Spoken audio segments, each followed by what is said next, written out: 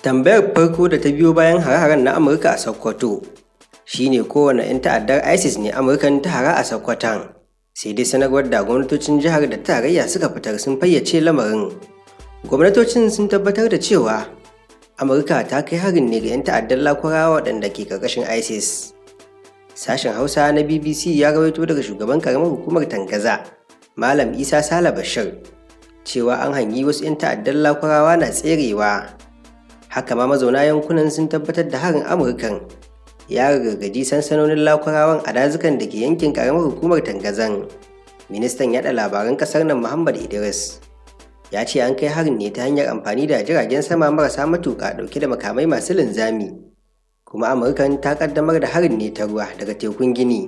Duk da sanarwar ministan ta bayyana cewa hare-haren ya rarraza sansanin Lakurawa biyu, amma ba ta sanar da adadin 'yan ta'addar da lamarin ya ritsa da su ba. Gwamnatin tarayya ta kuma tabbatar da cewa wasu burbushin makaman yakin Amurkan sun fada a garin Jabo da ke Tambuwal ta jihar Sokoto da kuma garin Ofa na jihar Kwara, kuma ba a samu asarar rayukan fararen hula ba. To sai dai ko a yammacin Juma'a mazauna garin Jabo a Sokoto sun je sun sake samun wani burbushin makaman na Amurka a garin. Har kawo lokacin da muke haɗa wannan rahoto, ƙasar Amurkan ba ta fitar da sabuwar sanarwa game da lamarin ba, tun bayan sanarwar farko da sashen bada umarnin sojinta na Afirka ya fitar. A sanarwar farkon dai Amurkan ta ce harin ya hallaka 'yan ta'adda da dama, sannan ta bayyana wannan farmaki a matsayin somintaɓi a yaƙi da 'yan ta'addar ISIS a arewa maso yammacin ƙasar nan.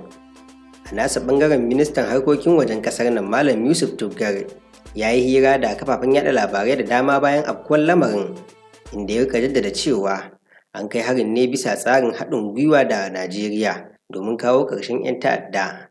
Sannan ya tunanata cewa ayyukan 'yan ta'adda a ƙasar nan baya rarrabe addini ko ƙabila, lamari ne da ke shafar 'yan ƙasa baki ɗaya.